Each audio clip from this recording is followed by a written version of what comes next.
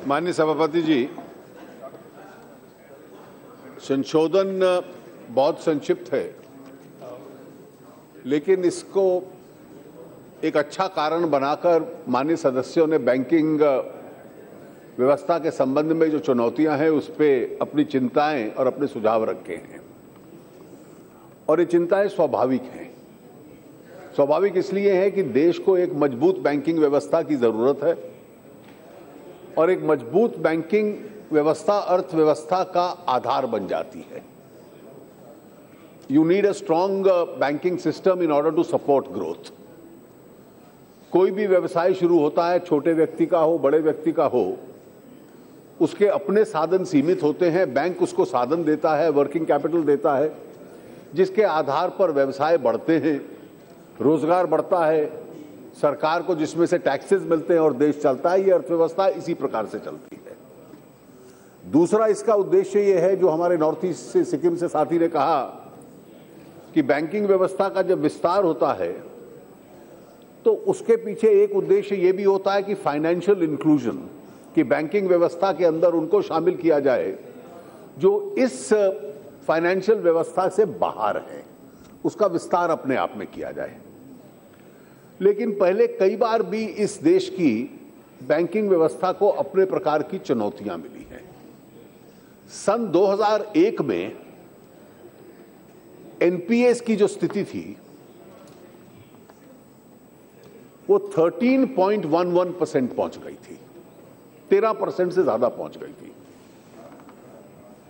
और उस वक्त हमारे पास जो व्यवस्था होती थी बैंक से पैसा वापस लेने की, कि बैंक कोर्ट में जाता था, केस डालता था, जिसके खिलाफ केस डालता था 20 साल लगते थे उसको पैसा वसूल करने में। और जब कोर्ट का ऑर्डर आ जाता था तो जो देनदार होता था, डेटर होता था, उसके कोई एसेट्स होते नहीं थे। अगर एसेट्स होते थे तो उन पे जंग लग गई होती थी और बैंक की वसूली बड़ी कठिन हो जाती थी। और उस को पहली बार ये सोचा गया और 90 के दशक में एक नई व्यवस्था बनाई गई कि जिसमें कोर्ट के स्थान पर डेट रिकवरी ट्राइब्यूनल्स बनाए। और डेट रिकवरी ट्राइब्यूनल का उद्देश्य यह था कि कोर्ट नहीं होगा, एक ट्राइब्यूनल होगा, ट्राइब्यूनल में जल्दी हो जाएगा।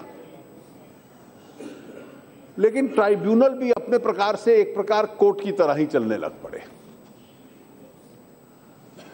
जब 2001 में यह चुनौती आई और पूरे विश्व में यह स्थिति है कि पैसा देने के बाद अगर कोई डिफॉल्ट करता है तो वो बैंक के पीछे भागता है कि किस प्रकार से सेटल करे। लेकिन हमारे देश की यह स्थिति थी कि क्रेडिटर जो था वो डेटर के पीछे जाता था हाथ जोड़कर के कुछ वसूली आपसे हो सकती है कि नहीं। इस रिलेशनशिप को बदलने का एक प्रयास हुआ जबकि कानून सरफाजी लाया गया, सिक्योरिटाइजेशन लॉ। उस वक्त बड़ी हैरानगी हुई लोगों को, उनको लगा कि बड़ा हार्श लॉ है। सुप्रीम कोर्ट में चुनौती हुई, सुप्रीम कोर्ट ने भी उसको अपहोल्ड कर लिया। और उस कानून के पीछे उद्देश्य ये था कि अगर किसी ने बैंक का साधन नहीं दिए, किसी उद्योग ने, तो बैंक पहले दिन जाके नोटिस देने के बाद उस उद्योग के ऊपर कब्जा ले लेगा, अपना ताला लगा देगा। और फिर उसकी संपत्ति के ऊपर कब्जा कर लिया तो वो कोर्ट में जाकर चुनौती देगा कि भाई मैं कुछ देने को तैयार हूं, इसलिए बैंक मुझे माफ करे। इसका असर यह हुआ, और दो कारण थे कि शुरू में जब सरफाजी कानून हमने लागू किया तो 13.11% एनपीएस 2001-2 में ये 2.1 पे आ गए 2007-8 में। 2008 के पास दूसरा कारण यह था कि वो पीरियड था 2003 से लेकर 2008-9 तक, जब तक ग्लोबल इकोनॉमिक क्राइसिस नहीं हुआ, जो कि ग्लोबल इकोनॉमी के लिए बूम पीरियड था। उसका एक असर भारत में भी था और उद्योग कुल मिलाकर अच्छे चल रहे थे।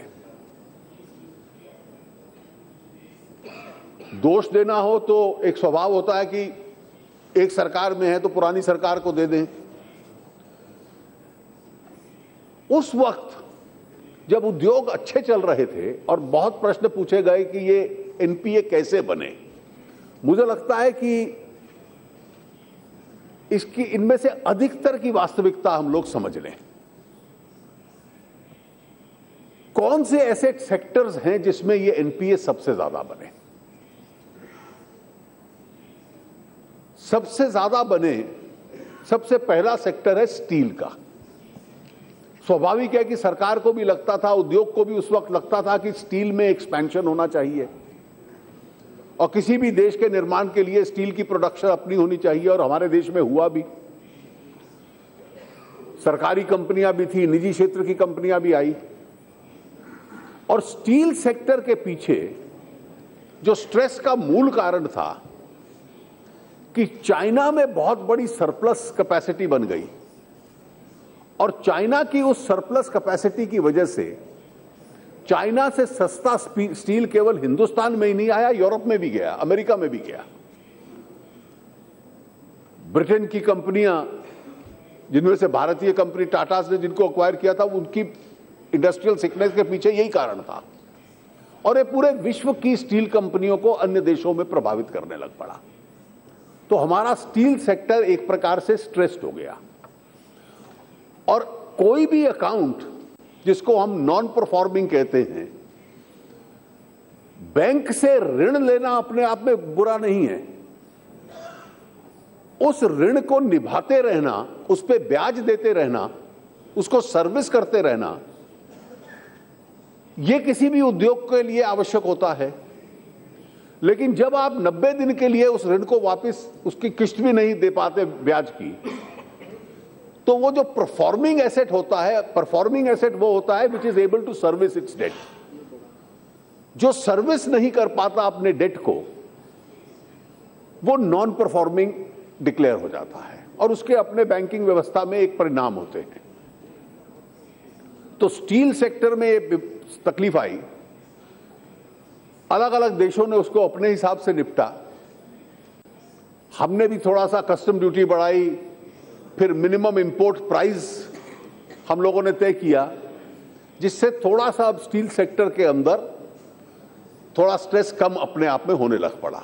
और अधिकतर हमारी स्टील मिल्स कुछ छोड़ के, और इसमें सबसे अधिक अगर हम देखेंगे कि सबसे अधिक ऋण किन कंपनियों का है, तो उसमें स्टील सेक्टर की कंपनियां इसमें सबसे आगे हैं सेक्टर में। इसका यह अर्थ नहीं कि यह पैसा कभी रिकवर नहीं हो सकता, ये नॉन परफॉर्मिंग हो जाता है जब वो सेक्टर परफॉर्म करने लग पड़ता है और सर्विस कर सकते हैं अपने डेट को, तो वो परफॉर्मिंग डेट बन जाता है। पावर के क्षेत्र में दो प्रकार की चुनौतियां थी।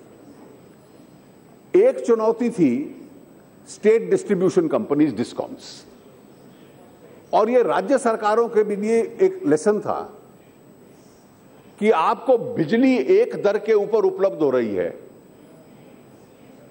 और आप उसको बेच रहे हैं सस्ते दर पे औसतन, और इसलिए जिन राज्यों ने ये व्यवस्था बनाई, उनकी स्टेट डिस्कॉम्स भी काफी बड़ी नॉन परफॉर्मिंग अकाउंट होल्डर्स बन गई।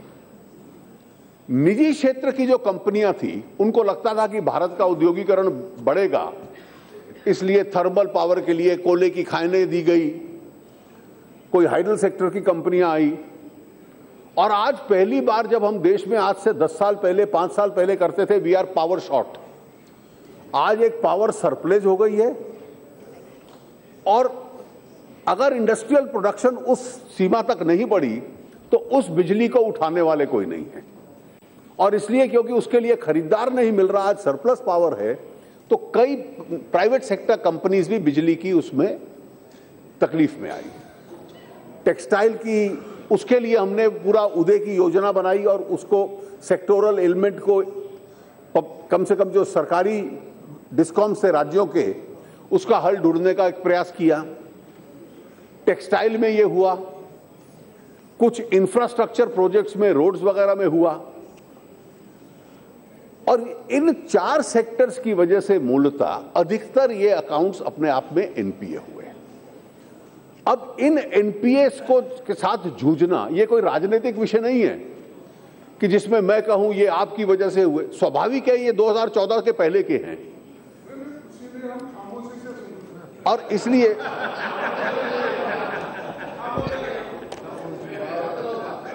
आई थिंक खड़गे जी, आप इतने सीनियर अनुभवी हैं, you have realised that is the safest option.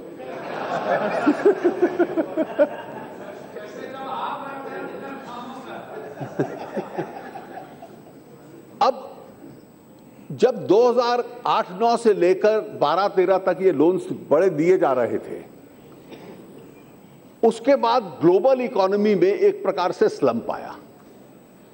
उस ग्लोबल इकोनॉमी के स्लंप का स्वाभाविक है हिंदुस्तान में भी असर पड़ा। तो स्टील कैपेसिटी ज्यादा थी, स्टील को उठाने वाला कोई नहीं था, चाइना से स्टील आ रहा था। टेक्सटाइल सेक्टर में स्ट्रेस था। इंफ्रास्ट्रक्चर प्रोजेक्ट्स रोड सेक्टर के एकदम जो दोबारा गडकरी जी ने शुरू करवाए वो एकदम स्टैंड स्टिल पे थे। पावर कैपेसिटी की ये प्रॉब्लम थी। और ये जो आप आंकड़ा गिनाते हो कि why are they now increasing, ये उस वक्त के लोन पे कृपया याद रखिए, जो अब बढ़ रहा है वो सिर्फ ब्याज बढ़ रहा है, ये कोई नया लोन नहीं है। ये पुरानों पे ब्याज बढ़ता चला जा रहा है। अब इसको हल करने का तरीका क्या है, वो हल करने का तरीका ढूंढना है। That's the short question. और इसको मैं चाहूंगा कि सारा सदन राजनीति से ऊपर उठकर, ये मैंने इसमें विश्व की स्थिति का भी, औद्योगिक स्थिति का भी कई कंट्रीब्यूशंस हैं। इसमें कई केसेस ऐसे हैं जो फ्रॉड के केसेस भी हो सकते हैं। पैसा लिया, उसको डाइवर्ट किया। उन केसेस में वो केवल रूटीन एनपीए नहीं है, वो अपने प्रकार का दूसरा ऑफेंडर है, जिसके लिए उस पर क्रिमिनल कार्रवाई भी होगी और बैंक अपना रिकवरी की प्रक्रिया भी करेंगे। बैंक के पास डीआरटी में केस डालने की एक पैरेलल व्यवस्था है, सरफाजी में उसके एसेट्स लेने की व्यवस्था है। मान लीजिए आज सरफाजी में जाकर हम कोई पावर बिजली का प्लांट ताला लगा के ले लेता है बैंक, पर उसमें बिजली पैदावार कौन करेगा, उस बिजली को खरीदेगा कौन, ये चुनौती रहेगी। क्या बैंक टेक्सटाइल की मिल चला पाएगा, उसको आगे बेचनी पड़ेगी किसी को जो चला सकता है, जिसके पास साधन होंगे। तीसरा इसमें व्यवस्था ये की कि हम लोगों ने सिक्योरिटाइजेशन लॉ को भी बदला, जो अभी प्रेमचंद्रन जिसका जिक्र कर रहे थे। डीआरटी लॉ को भी बदला, उसकी संख्या बढ़ाई, उसका इंफ्रास्ट्रक्चर बदला। इसमें एसेट रिकंस्ट्रक्शन कंपनीज का भी अपने आप में बड़ा रोल है। एसेट रिकंस्ट्रक्शन कंपनी वो हैं जो कि इस प्रकार के स्ट्रेस्ड एसेट्स को खरीद लेती हैं। उनको लगता है ये 100 रुपए का एसेट है, ये बंद है, कोई इसको चला नहीं सकता, मुझे अगर ये 60 रुपए में मिलता है तो मैं आज 60 में इसको खरीद लेता हूं, इसको पुनः शुरू करवाता हूं, मेरे पास पैसा है, और एक बार शुरू हो गया तो 2-3-4 साल में मैं इसको 100 रुपए का या 90 रुपए का वापस बेच सकता हूं। ये उनकी एक पूरी दुनिया के अंदर एसेट रिकंस्ट्रक्शन कंपनीज इसमें आती हैं। तो एसेट रिकंस्ट्रक्शन कंपनीज हिंदुस्तान में आए, हमारे अपने लोग भी बनाए, दुनिया भर की भी आए, उसमें हम लोगों ने कानून बदला और एआरसी के लॉ को लिबरलाइज किया ताकि देश के अंदर एआरसीज एक्टिवेट हो। इसमें 2 प्रॉब्लम्स और हैं। देयर आर 2, एंड मोइली साहब, I am particularly addressing you since these are subjects you have been dealing with. When banks start making commercial decisions on settlements,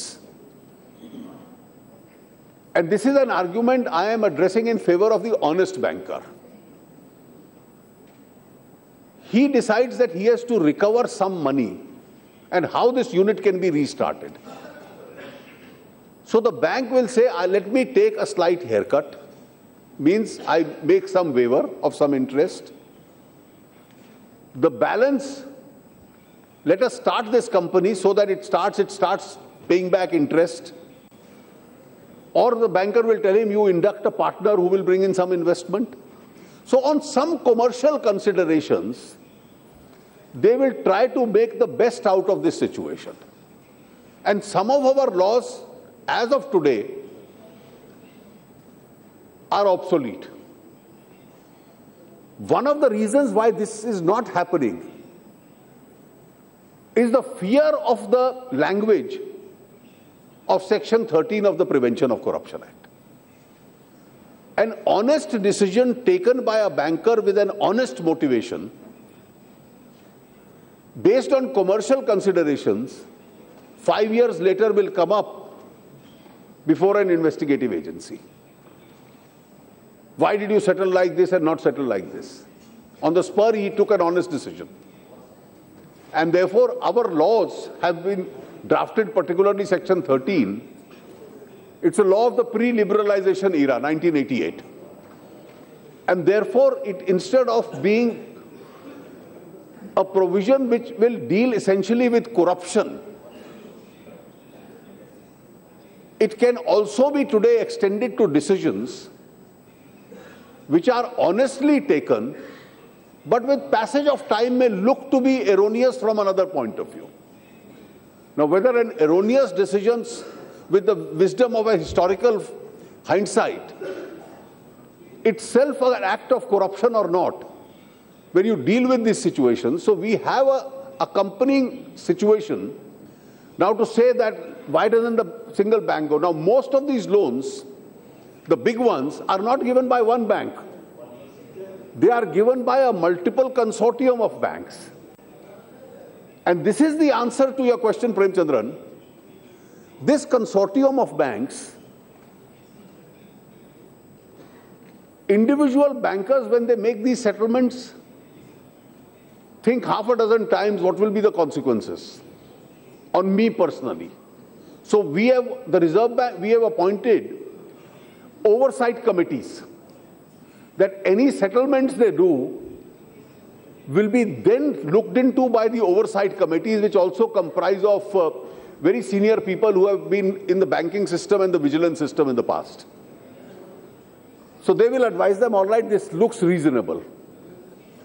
Now, in a joint mechanism, there can be two views between banks. Shall I take the risk and go in for this settlement? Shall I take the risk and not go in for this settlement?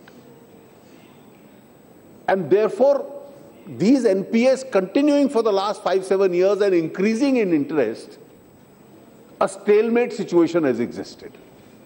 So last year and I must compliment India's Parliament, I introduced the Bankruptcy Code, and this is for all those people who criticize our parliamentary functioning. This law was needed. I introduced the bill in December 2015. It was passed by both houses of parliament in April-May 2016. It went through the Joint Select Committee. So introduction, Joint Select Committee, passage, the entire process took 4 to 5 months and it became a law. It's probably one of the most important laws in recent history that we have passed. So with great speed, Parliament exercised its duty and passed a law. Today, creditors are at liberty to move the IBC. An individual bank is at liberty. What do you do in a consortium situation? How do you find the best solution? And the IBC mechanism is that when the insolvency petition goes to the bank, that there is a commercial insolvency, he is unable to pay his creditors, the NCLT which deals with it has a 180-day period that they have to resolve the whole issue in 180 days. Some people have to bring partners, some will have to have joint ventures, some will have to sell, some asset reconstruction companies will come. So those who don't have the money can't continue to sit on the asset and allow the asset to rust, not pay the banker, and the banker in turn, being short of funds, is unable to give loans to others and unable to support the growth. Now, this is the status quo which has existed for the last several years. Now, this process had to be broken, and therefore, even though we have alternate methods of going to the DRT, securitization, you have the RBI schemes for restructuring, the S4A scheme.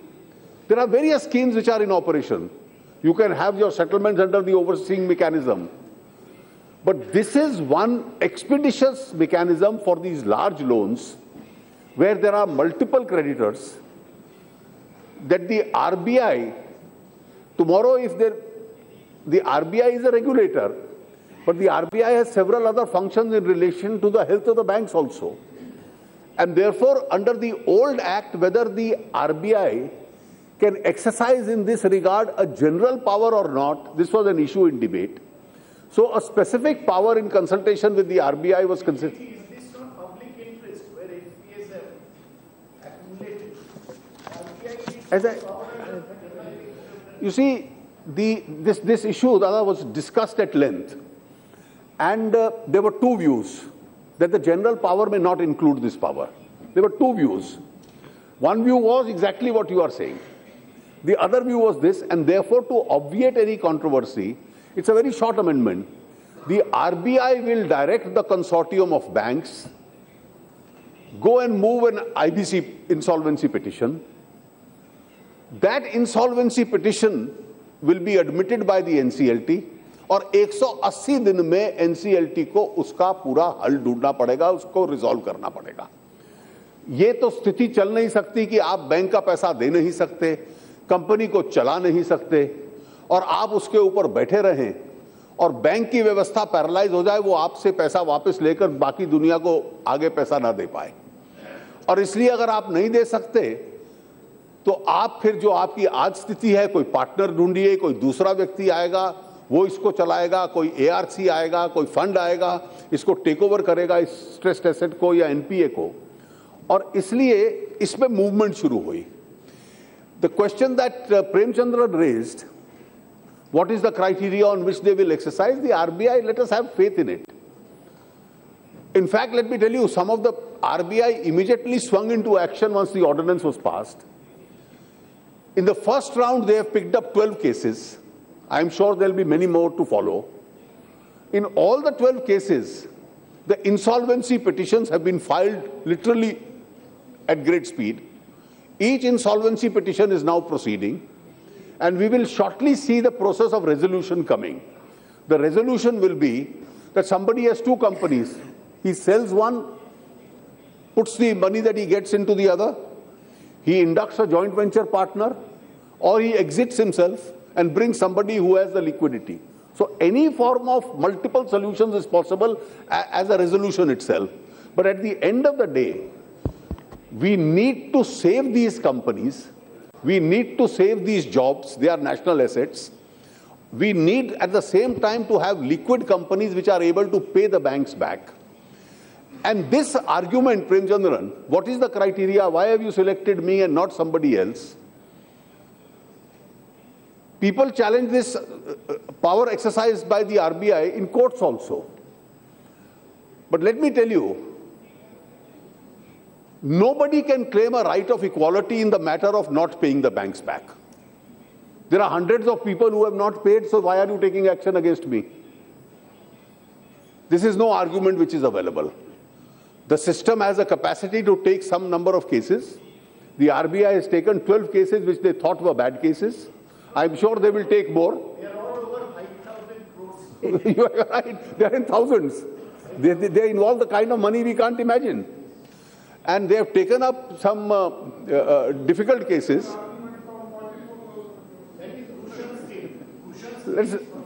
Please. Yes. Now, therefore, instead of